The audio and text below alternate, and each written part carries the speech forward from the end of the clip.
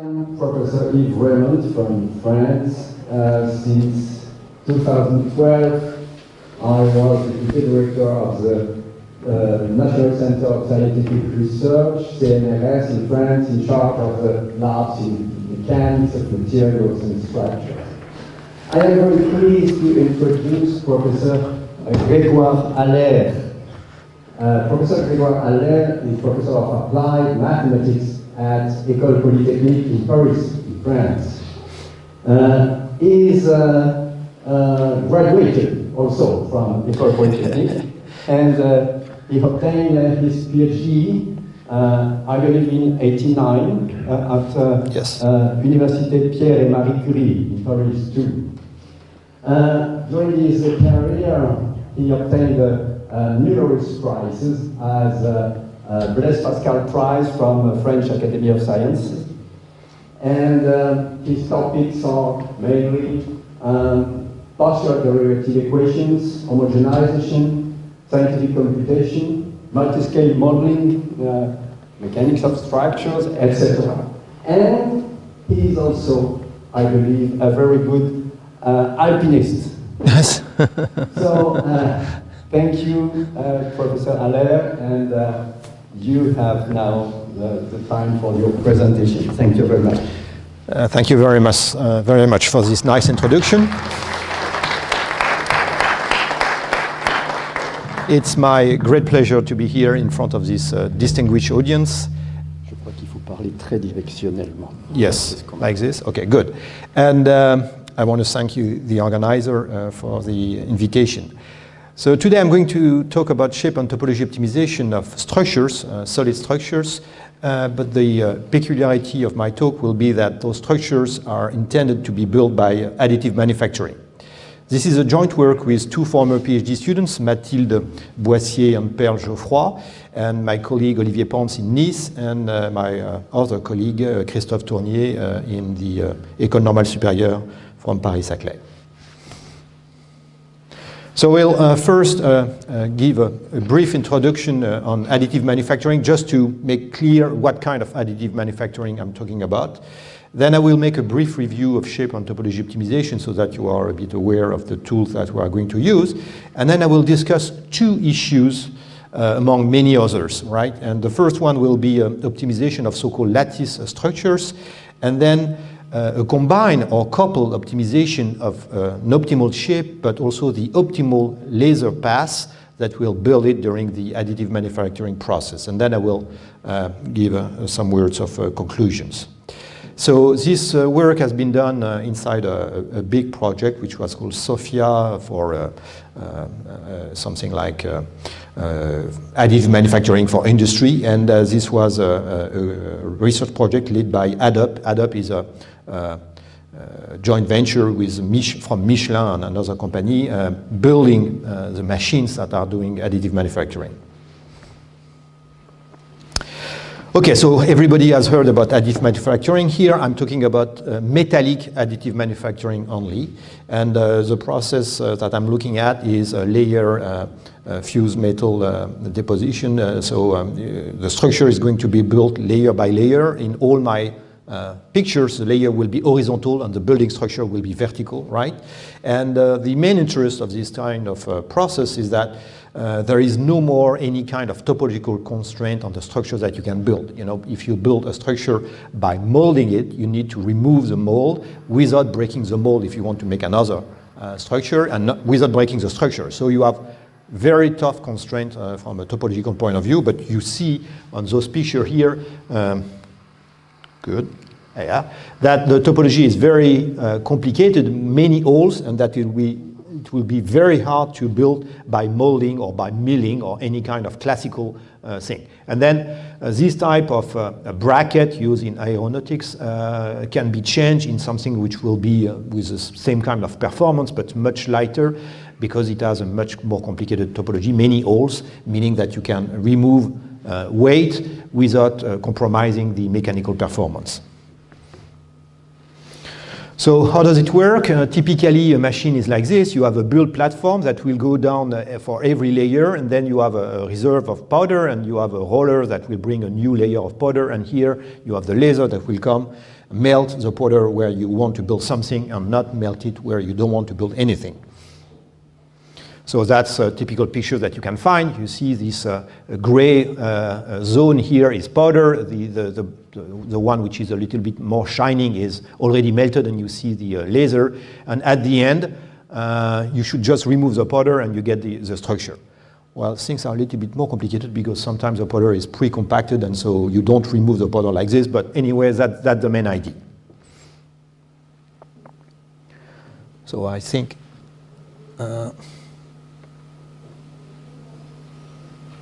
where is it? Yeah, I have some small movies, but you know, I'm a mathematician. I'm using LaTeX, so it's not embedded in the slide. But here is a small movie from my colleague Christophe Tournier showing how you build something very simple.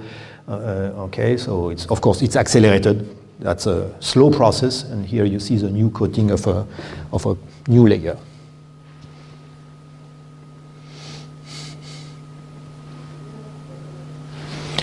Good. So here are some examples, again, coming from Christophe Tournier of structures that are built, and you see very complex topologies.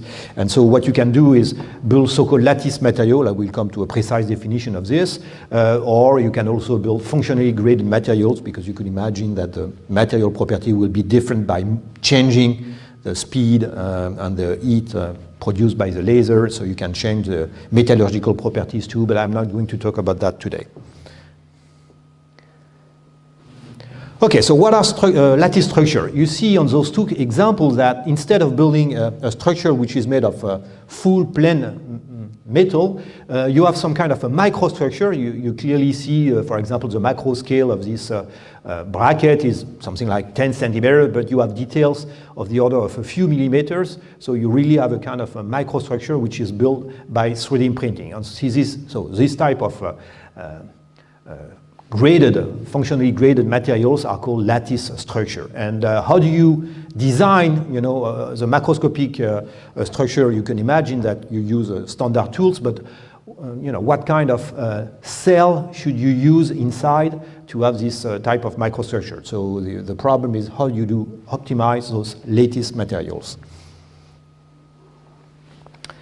So actually, among all the topics that have been studied, here is 5 different topics. I'm going to discuss only the 2 first ones, so lattice structure, as I told you, and then the combined optimization of laser pass and the shape.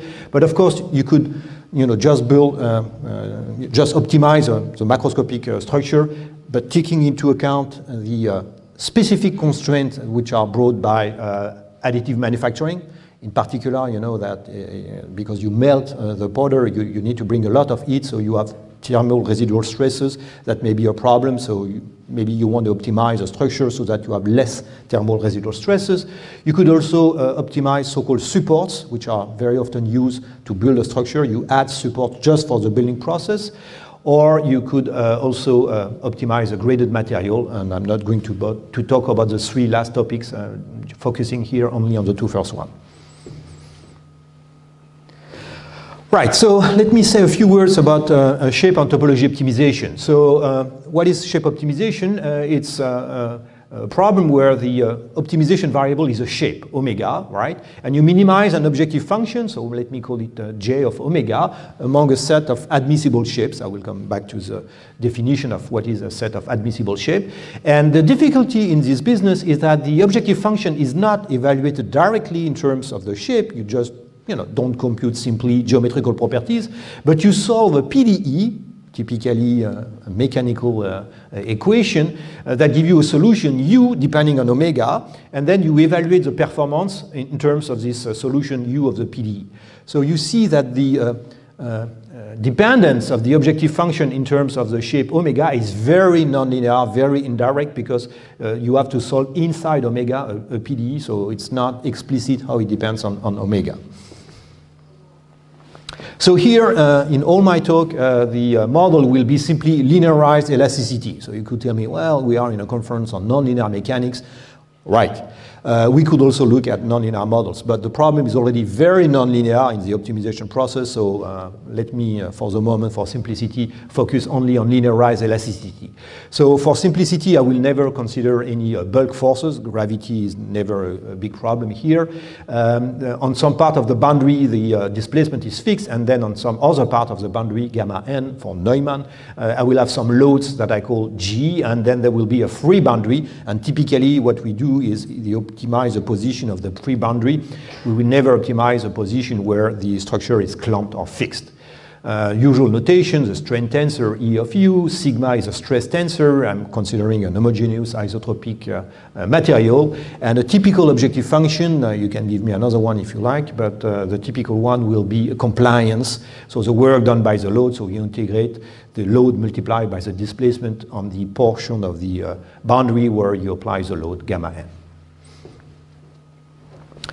Okay, so here is a small picture because we will, test on a so-called cantilever problem. So the structure will be fixed on the Dirichlet boundary on the left. It is loaded on the right on this Neumann boundary, and the dotted line is a free boundary, homogeneous Neumann boundary condition gamma, which is optimized, right?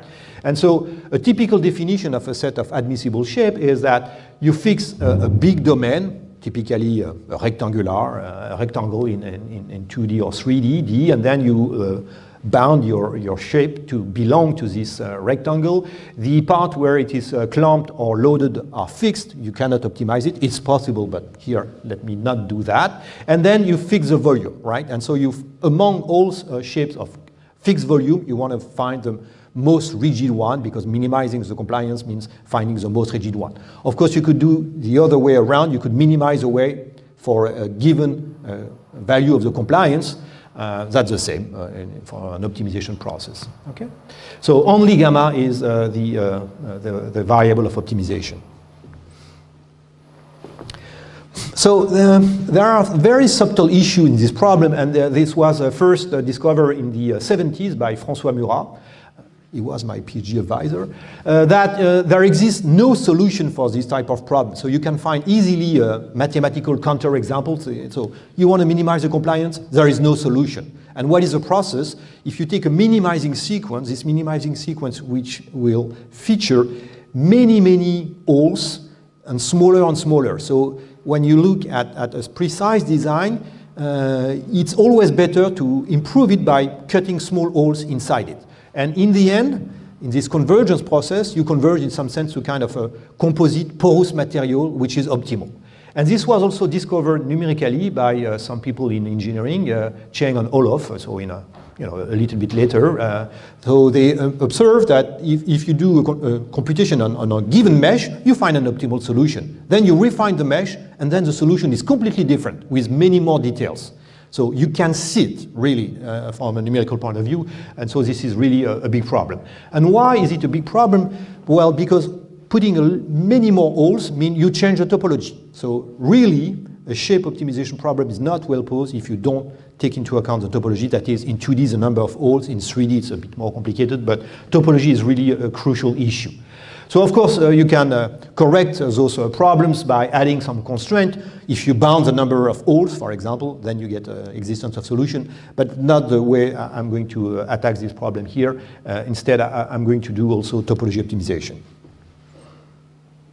Okay, so let me explain on this so-called cantilever problem. So remember, it's fixed on the two lower and upper part of the left boundary. It's loaded vertically on the right boundary. And let me start with this initial design and see what we obtain.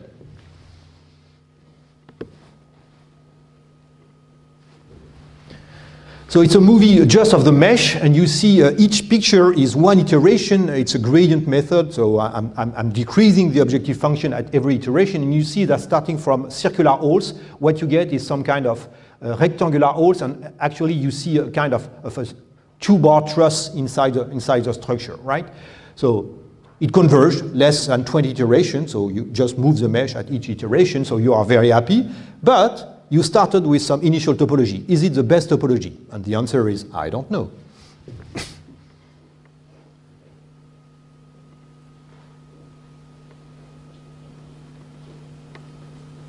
Yeah.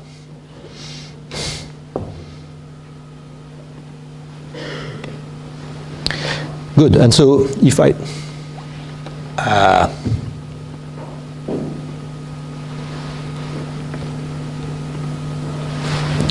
So here is another example with more holes. Actually, there are 7 holes.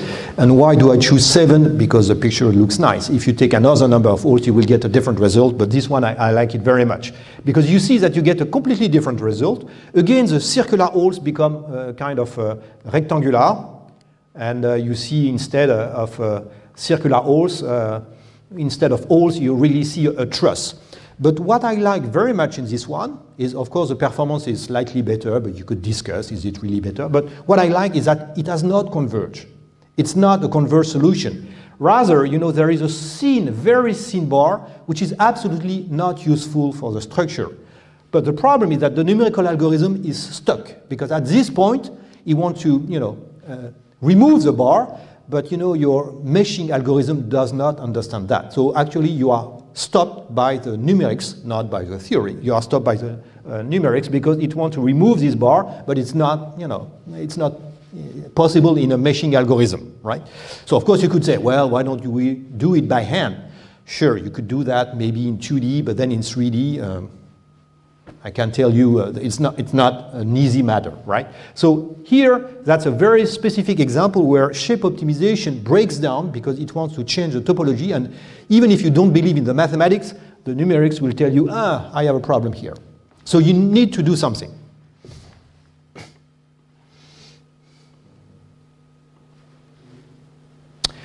Okay, so this is topology optimization. The topic is a bit old. It goes back at least to the end of the 70s.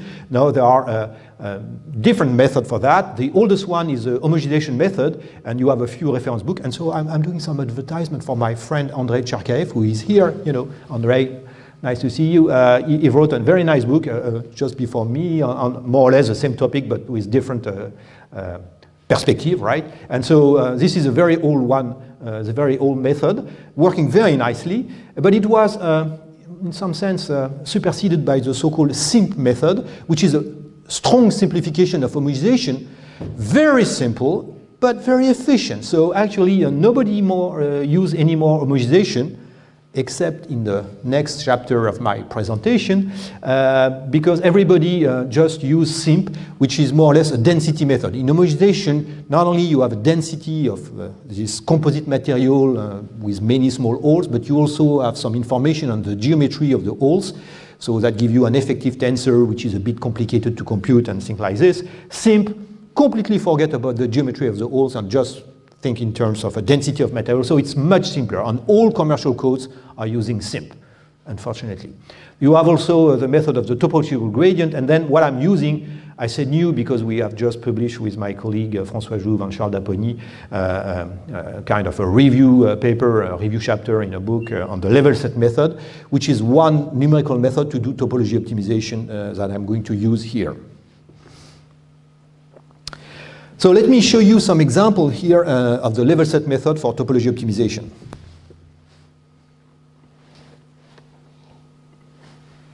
So I start in this rectangular domain with half of material. You see the evolution at each iteration of the optimization process, minimizing compliance with the volume constraint.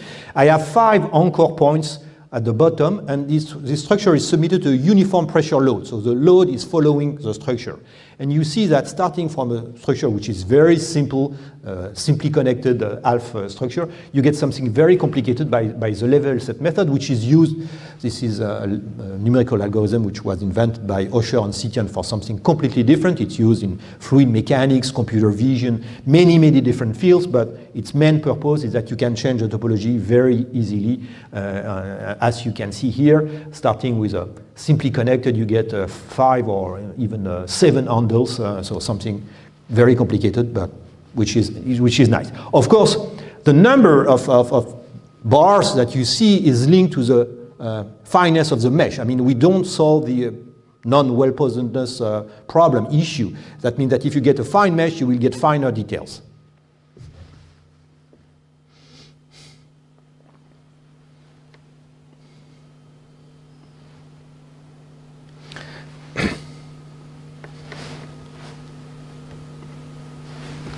So that's another one. That's a so-called L cantilever. So it's fixed at the top here, and you have a vertical load applied here in the middle of the right face. And what you see is the boundary of the structure, which is evolving. It will play it again.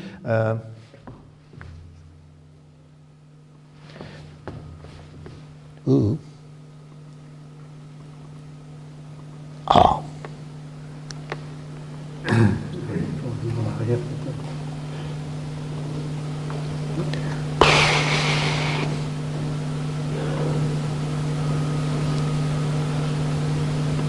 Okay, I can't do that. I'm sorry.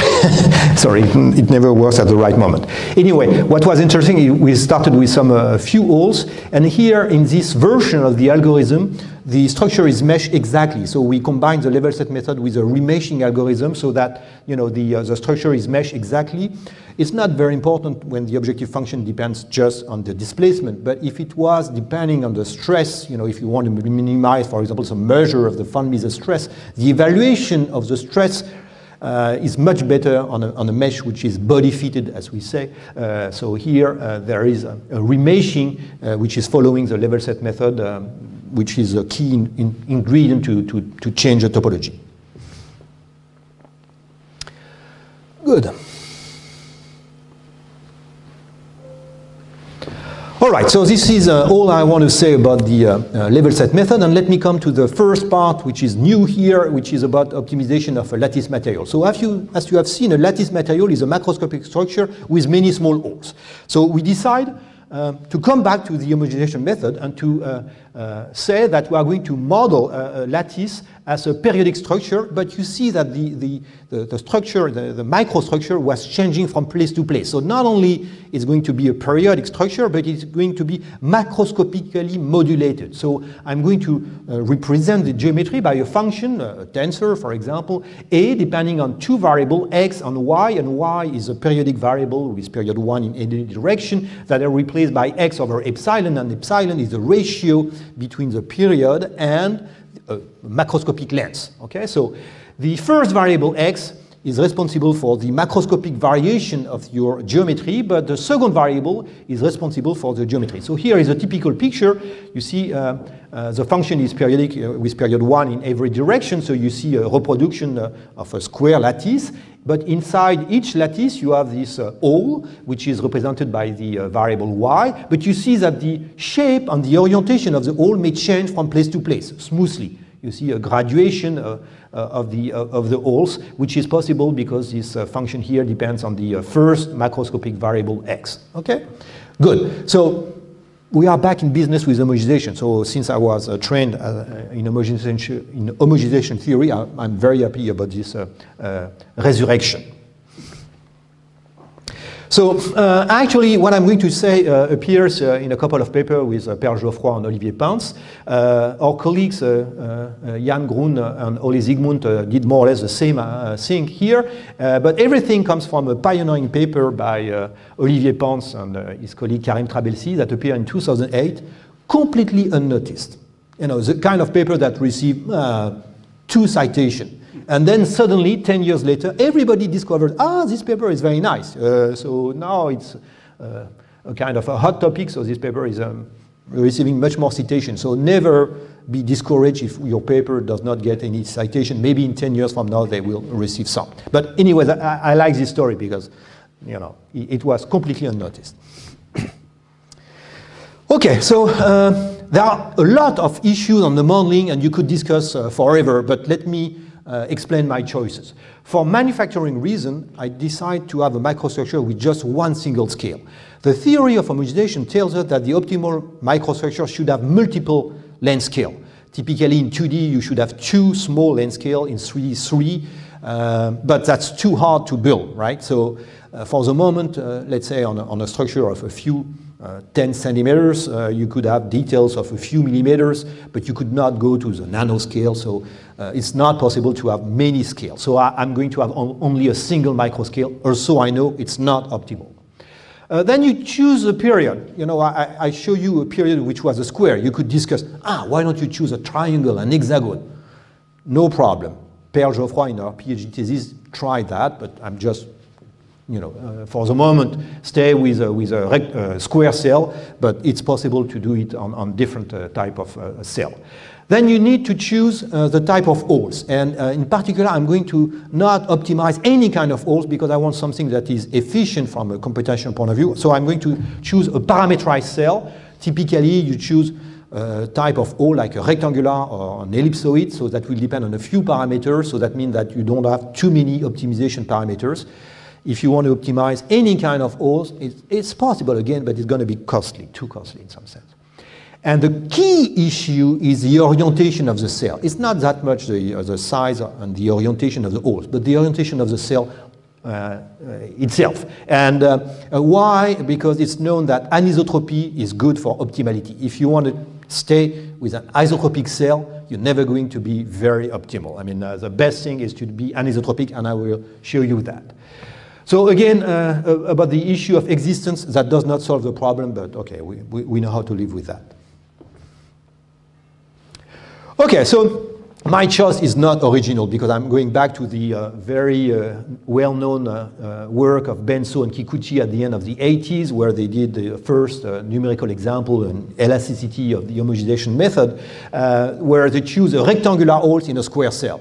Not very original, but that works. So you have a rectangular hole parameterized by the two lengths of the rectangle, M1 and M2, which are so parameters between 0 and 1. And of course, you could rotate the cell with an angle alpha. So I'm starting in 2D. I will come to 3D in a few slides. And of course, you could compute the homogenized property corresponding to this unit cell. I'm not going to describe how it works, but that's very classical. And this is actually a very good choice. Not only it's simple, but it turns out to be very close to the so-called rank 2 laminate, which is the optimal microstructure for compliance minimization in 2D. Okay? So I'm not going to describe what is a rank 2 laminate, but actually the properties here are very close to that. And of course, if you give me another type of a unit cell, I could do the same. I just need to compute those properties here.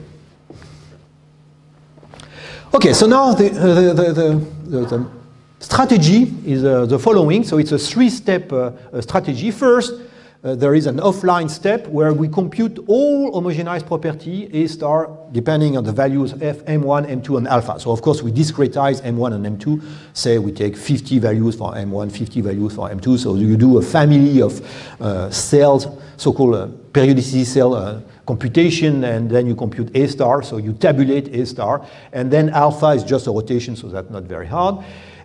Once you have done that, then in a second step, you do parametric optimization. So you do a shape optimization problem for the homogenized problem. So you forget completely about the geometrical details. You get a mesh of your rectangular domain D, and inside you have this homogenized property, and you just optimize with respect to the parameter M1, M2, and alpha. It's completely standard, very easy, as I will describe. And then we come to the third step, which is once you got an optimal design which is homogenized, so A star, what you do is simply reconstruct a geometry, a real geometry. So with a given parameter epsilon, you have to choose epsilon, which will be the size that you will see in the details of the result. So you have to choose epsilon, and then you reconstruct a function depending on x and x over epsilon, which is close to the homogenized property A star. Okay? And it's a post-processing step. So it seems easy, but actually that's a delicate step, and that's the new thing that I'm going to discuss here. And so let me explain why it is a little bit delicate. Because as I told you, anisotropy is very important, orientation is very important. So when you do a representation of a structure by a periodic function, it's like building a rectangular grid like this. But we know that we should orientate, each unit cell here should be oriented in some direction. And so the optimization of the second step gives you an optimal angle alpha, which is varying from place to place. So here is my orientation. It's not an arrow, because, by the way, if you look at my cell, it was symmetric with respect to the two main axes. So if you get the orientation plus or the orientation minus, up or down, that's the same orientation. So if I put an arrow here, if the arrow was up or down, it was the same orientation. Okay, so that's also one of the issues. So that's why I'm representing the orientation by just a small segment without any direction. And so what you want to do is you want to deform your rectangular grid in a grid which is everywhere oriented like this orientation. Okay, because of course if you just rotate the cell, you know, you will have gaps or overlap. So you need to deform. You need to deform the cell so that they got oriented. So you see here the cells are small, here they are large because of the orientation. But locally, if you just look locally, they are still square cell, right? But of course they are deformed because they follow the orientation. And of course this type of grid is macroscopy aligned with a main stress if you're minimizing compliance. So that's much better than staying with a rectangular grid. Okay, so the first step, as I told you, is very standard, so I'm not going to describe it. Just saying that for the orientation, you just multiply, you know, you compute all the property for the fixed zero angle, and then to get the property for any angle alpha, you just multiply by a rotation tensor, so very standard. So for example, here are some entries of the homogenized Hooke's law. The horizontal axis is M1. The vertical axis is M2, so that's the size of the holes, and you see the different ISO values of the property. And there are also small arrows because in the meantime I also computed the sensitivity, that is the derivative of those entries of the tensor with respect to M1 and M2, because I'm going to use them in optimization. And you see that arrows are indicating the direction of minimizing those values. Okay, good. Now the second step. Again, the second step is completely standard. So here is the homogenized problem. You have a big box D, and then you solve the homogenized equation. No bulk forces, so divergence sigma is equal to 0. Sigma is equal to A star, your homogenized property, multiplied by the strain tensor. You get boundary condition. And of course, the values of M1, M2, and alpha are varying from place to place. So you can change the geometry at different places. And you minimize compliance with a weight constraint. The weight constraint is easy to compute in terms of M1 and M2. Okay, so you just minimize it. So completely standard parametric optimization. A few algorithmic details. So we either you do a minimization algorithm or you use an optimality criteria method. In the case of compliance, optimality criteria works very nicely. For the orientation, you use a result of Pedersen, well-known result which was spelled out by Pedersen in the 80s, that the optimal orientation corresponds to an eigendirection of the stress, even if the material, you know, the original material was isotropic, but A star is not isotropic, but it's still the optimal orientation is an eigendirection of the stress sigma, so locally, and the weight constraint is enforced by a Lagrange multiplier. By the way, you could say, well, are there many optimal direction? And the answer is no. In most cases, except when sigma is proportional to the identity, there is only one optimal direction. But when sigma is proportional to the identity, clearly the orientation does not matter. And also when you have no material, the orientation is not an issue. And when the material is full, density is 1, there is no hole, so the orientation does not matter again. So let me show you an example on a so-called bridge test case. So you have a loading on the boundary, on the lower boundary, a point load downward. The vertical displacement is fixed on those two small Dirichlet part, and everywhere else you have on the boundary you have no traction condition. So here is a result. So you know, we have several parameters. So M1 and M2 are kind of difficult to interpret. So let me plot the material density. Black is 1, so that means that you have no holes. White is 0, so you have only holes, right? And you see that you have a lot of gray area corresponding to real small holes. And that's the cell orientation. Okay, so I want to discuss the cell orientation. So let me zoom. So here it is. And you see that typically it's radial, that's where the load is applied. And so for people who know a little bit this kind of problem, they are not surprised. Say, ah, yes, we could imagine that this is a correct issue. Let me discuss the fact that the orientation up or down is the same. So typically, you see the orientation here is down, and then suddenly jump to up, but that's the same. So this kind of discontinuity is completely artificial. In the problem of an orientation here, the fact that alpha can jump to alpha plus pi, that's the same orientation. It doesn't change. But still, you know, maybe you are a little bit annoyed by this kind of discontinuity. More seriously, on the four corners, here, there, and there, because the density is 0 here, orientation does not matter. You know, you only have all, so no, orientation does not matter. So that's why the orientation is not smooth, because you could take any value that will be optimal. The same applies where the structure is clamped here and there. The optimal density is 1, so the material is isotropic, so the orientation does not matter. So the orientation is not smooth here. So you have some singularities, but this singularity here, where you apply the load, this one is physical. And so you should not touch this one, okay? But you need to smooth it a little bit, as I'm going to explain, for what we need to do.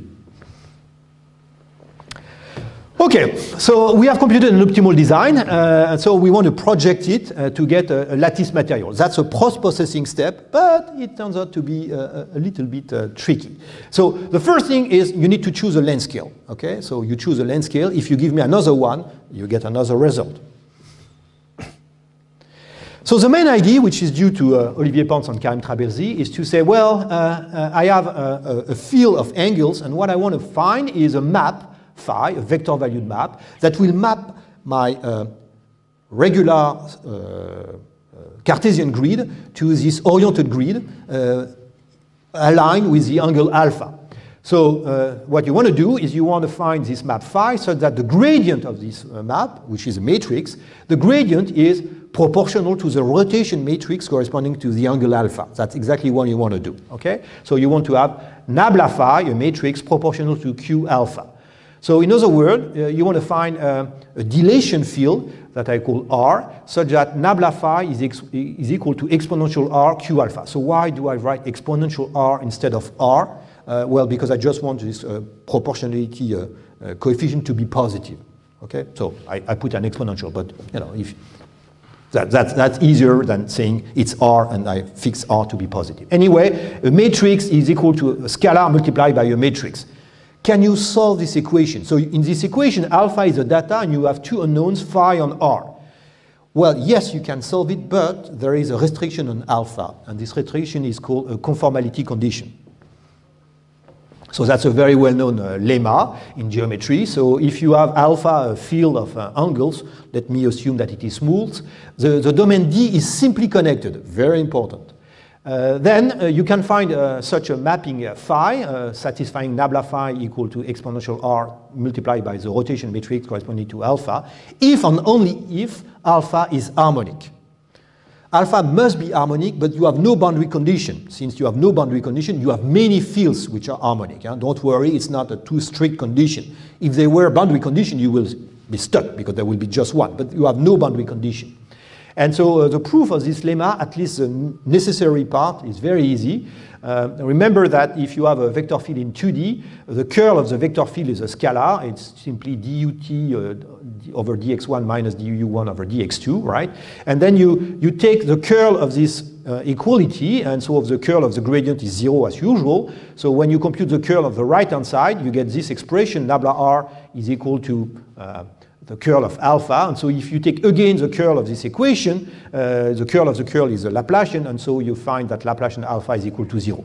The other way around works, and that's where you need the simplicity of the simply connected assumption, but I'm not going to discuss that, right? So you have this condition. Is it satisfied? Well, no. Alpha is given by the optimality criteria of Pedersen. It's an eigendirection of the stress. Well, okay, the stress is divergence-free, but that doesn't mean that alpha is harmonic. Even worse, as I've shown you on the picture, alpha is not smooth at some places. So the first thing that we need to do is we need to regularize the angle alpha so that it not only is smooth, but we want it to be harmonic in order to be able to reconstruct this map phi. So that's what we do. I skip the details, right? We regularize alpha, and here is a regularization. By the way, you still see that I have the jump alpha, alpha plus pi. Well, because that's not a big issue actually, but you see that it is smooth everywhere in the corners. Indeed, that does not matter so much because it was not smooth where it has absolutely no influence. By the way, here is the difference between the original alpha given by the optimization algorithm and the smooth one. And the big difference you see are where it was not smooth, but it's small. The error is an absolute error in radiant. So that means that, everywhere the error is really very small, except where it was not meaningful in some sense.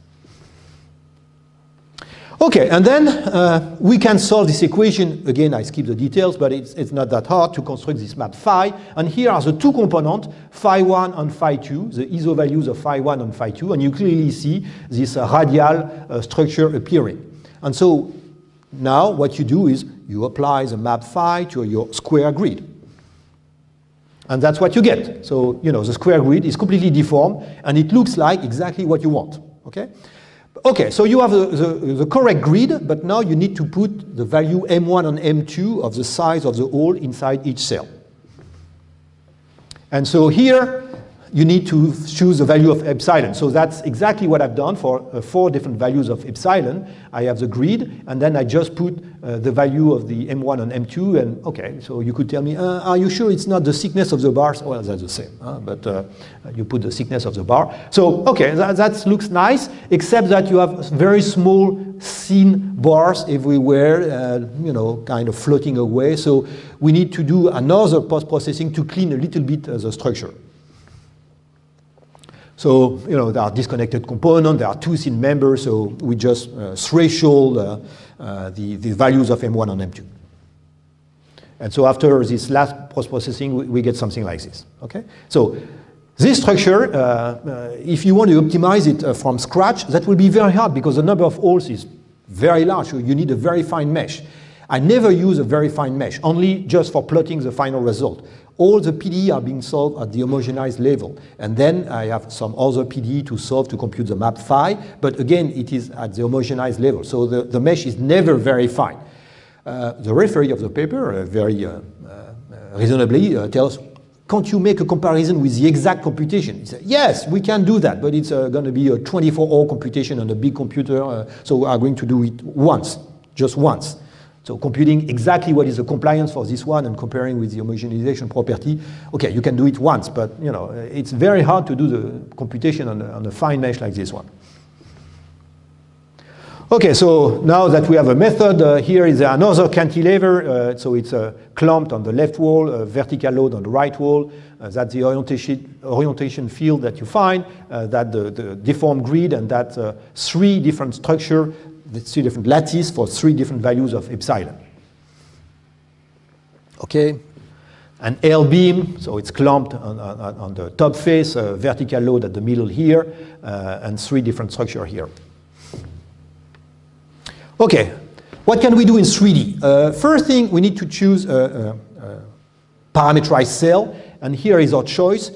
Because in additive manufacturing on a powder bed, you need to remove the powder. So I don't want to have a hole included in the structure. So instead of a disconnected hole, I choose 3 rectangular channels, which are parameterized by 3 size M1, M2, and M3, because then I'm sure that I can remove the powder, right? Good. Then the orientation is going to be represented by 3 vectors, omega 1, omega 2, omega 3, which are just a rotation of the standard basis. There is no more conformal map. Well, actually, there is a so-called Uville theorem that tells you that in 3D, the number of conformal maps is very small. Actually, you cannot work with conformal maps. Okay, so we must abandon this, and instead of solving, for a vector field, the equation nabla phi equal to exponential r, the rotation matrix, we get 1 dilation field in every direction. Okay, so we solve column by column, nabla phi equal exponential r omega I being 1 vector oriented, right?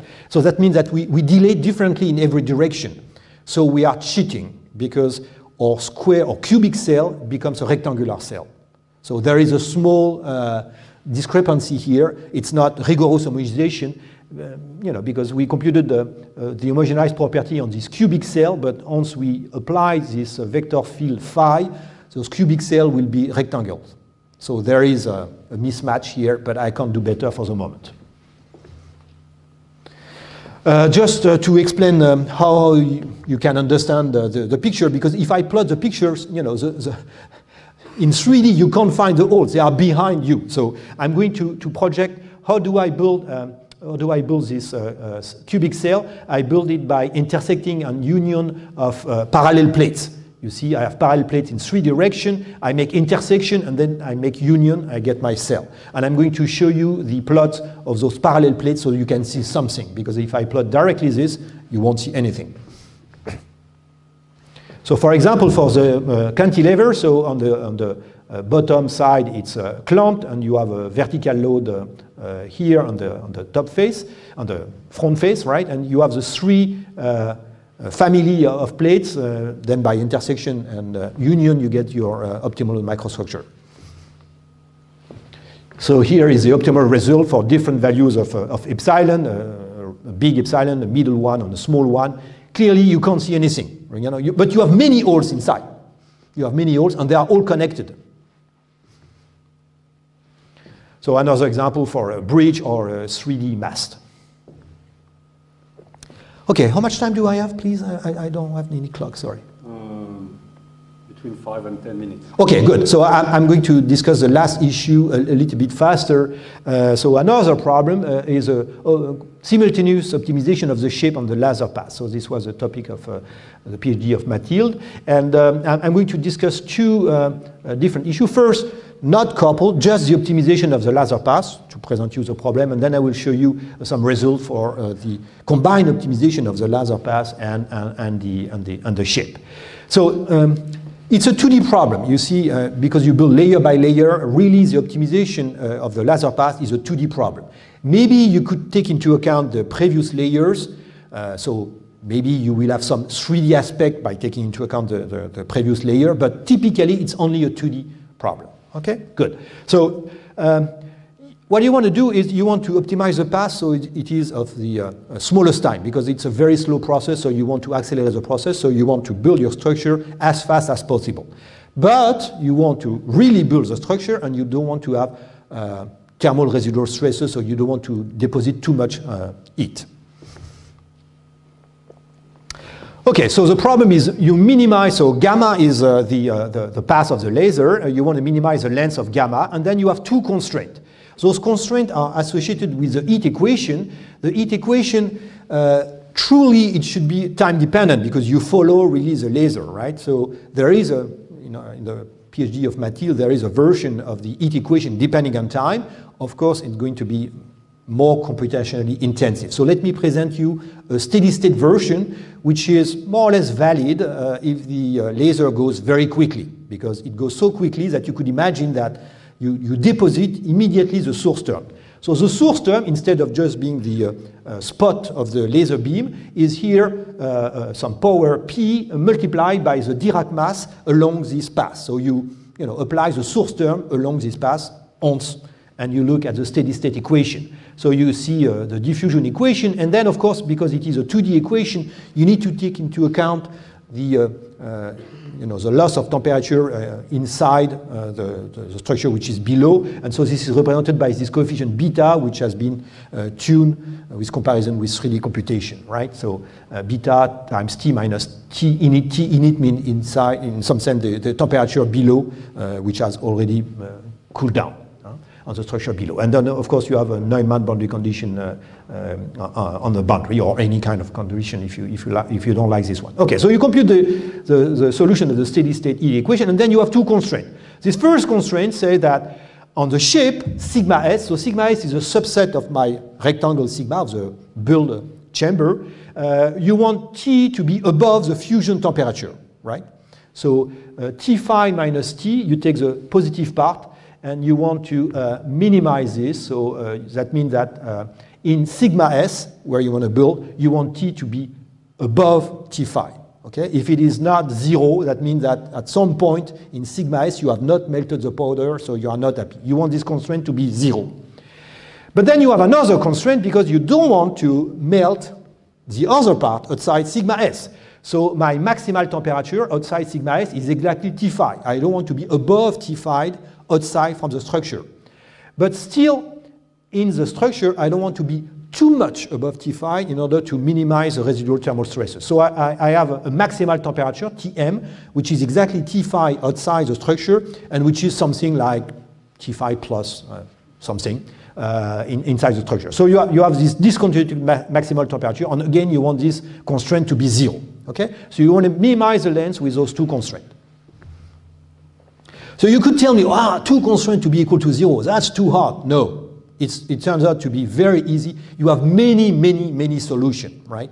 Which you could understand from a physical point of view. So for example, my domain here is a square, and you see this black line inside, meaning that I want to build a small subsquare of this square. So this is the initial pass. Blue means that you have not melted. Every yellow or green or red color means that you have melted. Red means very high temperature. Yellow or green means just above the fusion temperature. And you see, starting from this initial pass, you get this one that has melted more or less exactly your initial square. And my colleague Christophe Tournier was very happy because he said, this is well known that this is something optimal, right? You should not have parallel paths like this, because if you have parallel lines like this, you deposit too much heat in the corners, right? So here you see that the paths are a little bit more at a larger distance in the corner, and then the approach, because you can approach again from here in the second line because it has cooled down. Okay, so the fact that the paths are not parallel was well known, and he was very happy to recover that. Okay, but you see, if you change the initialization, wow, you get something completely crazy. Okay, good.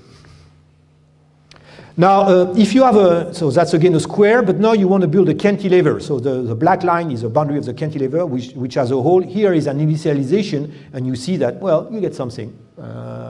Maybe you're not very happy because the path is very rough. Of course, you could imagine that you want to have a smooth path, and you could add constraints so that you smooth the path. Another one. Okay, so let me come to the couple optimization of the shape and the laser path, right? So we are going to minimize the compliance of the structure, but inside the structure, we are going to also optimize the laser path. So we minimize the sum of the compliant and the length of the laser path with a fixed Lagrange multiplier. So we have a volume constraint, and we have the two thermal constraints, which are exactly the same as I discussed before. But now you have this coupled optimization, the structure and the path inside. So I'm going to do that on a cantilever test case, so clamped on the left, vertical load here, and for simplicity, all computation are done on the half, the geometry, and I use a symmetry along the horizontal axis. So I do that just for the sake of computational time. And so here are two different results corresponding to two materials. One is aluminium and the other is titanium, and there is a big difference in the diffusion value of the thermal coefficient of diffusion. I don't remember which one is, but okay, one has a smaller thermal diffusion, and so that means the coefficients are different. So I don't remember which one was with the smallest and which one is between the two. So don't ask me question, I'm sorry. Anyway, that's the initialization of the structure, initialization of the path, and that's what you get. And what I want to show you is that you see, typically in cantilever, the bars are straight bars, but you see that they are now a little bit, bumpy because they are also adapted to the constraint coming from the thermal equation. So you have a really strict interaction between the two equations. You know, the two equations are not coupled. The thermal equation lives on its own life, and the same for the elasticity equation, but they share the same domain, omega. And so you see the interaction, the fact that the bar is not straight here is because of the thermal equation. And this one also, Christophe Tournier was very happy. That's the same problem, but except that I doubled the dimension. And of course, if you double the dimension, for an elasticity problem, it's just changing the load, and that does not change that much. But since you couple the thermal equation and the elasticity equation, when you double the size of the domain, that changes the result. In particular, you see that now the shape of the laser path is completely different to feel the bars in your cantilever. It has this kind of omega shape, and Christophe Tournier was very happy because, that's a classical strategy to have this kind of, you see, you have some kind of a periodicity, not exactly, but again, some kind of periodicity. So he was very happy with this kind of result, and the path, of course, is really very well adapted to the structure.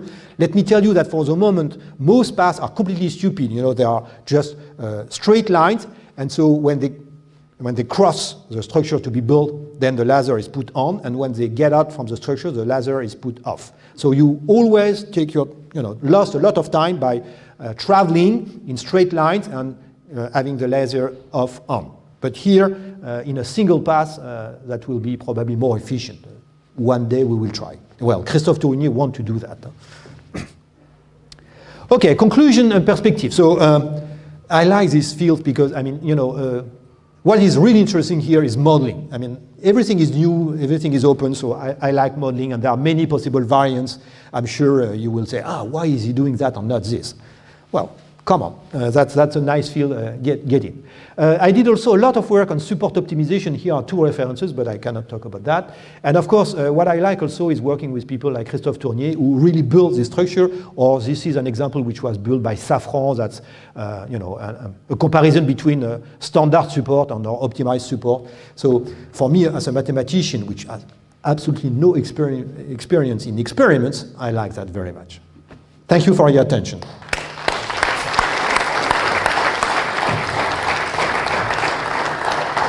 Thank you so much, Professor Allaire, for the amazing presentation. We have time for a couple of questions. So, as it is complicated to ask the first question, maybe directly the second one. I have just, yes, Professor Bazin. I have a simple question.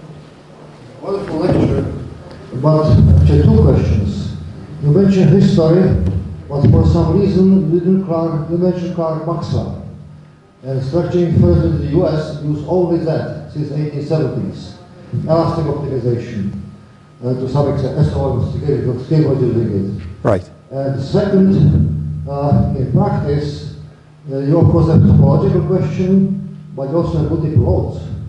Gravity, wind, earthquake, and do you have any... multiple loads. Yes. Oh yeah, sure, of course. That's a practically very important problem. You're absolutely right, but okay, there was already many new difficulties, so I focus on single load compliance minimization, which is the simplest one. Of course, multiple loads are very important. Not only multiple loads, but uncertainty in the loads. We heard some talks by you yesterday, right? I completely agree with you, and so this could be coupled with multiple loads optimization. In standard shape and topology optimization nowadays, we do multiple loads very frequently, and even more than multiple loads. Uncertainty on the loads, right? So that's very important. You're absolutely right. But for the sake of clarity, I did not mix all those topics here. Thank you. Another question? I have a question.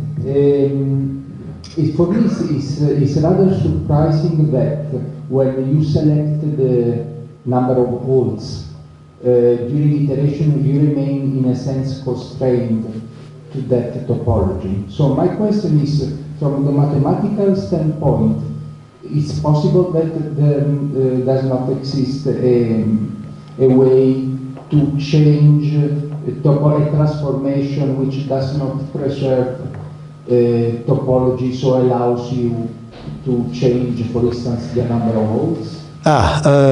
Okay, so you were referring to the first picture on really geometric optimization where I move the mesh, and this corresponds in mathematical terms to the so-called Hadamard method. So Jacques Hadamard proposed a way of computing sensitivity of plates, by the way, at that time, with respect to boundary variation. And this type of boundary variation is a smooth variation, so you cannot change the topology. So if you deform a shape continuously, that's the definition of you can't change the topology, right? So either way of changing the number of holes mathematically, automatically, The only answer that I know is that if you change, the problem in saying that instead of looking at a geometry, I look at the density of material, then you can do that in some sense. But directly on a standard problem of a structure with a number of holes, I don't know of any way of adding. So there is a topological gradient, for example. The topological gradient is just to test if including a new hole somewhere is good or not. But it's not a general methodology. So there is no general methodology except the homogenization method to change the topology. And by the way, the level set method is somehow cheating because the level set method is based, again, on the geometry method, on the Hadamard method, but it's only from the numerical side that, it can change the topology. So if you have a gradient computed for a fixed topology, but this gradient leads you to a new structure with a new topology, the level set method say, fine, I can do that. So it's only at the level of the numerics that the level set method is able to change the topology. But it still uses the gradient computed by the Hadamard method, which has as an assumption that the topology is fixed. Thank you. I propose to discuss with Professor Allaire during the next break now. And thank you so much, Professor Allaire. Thank you.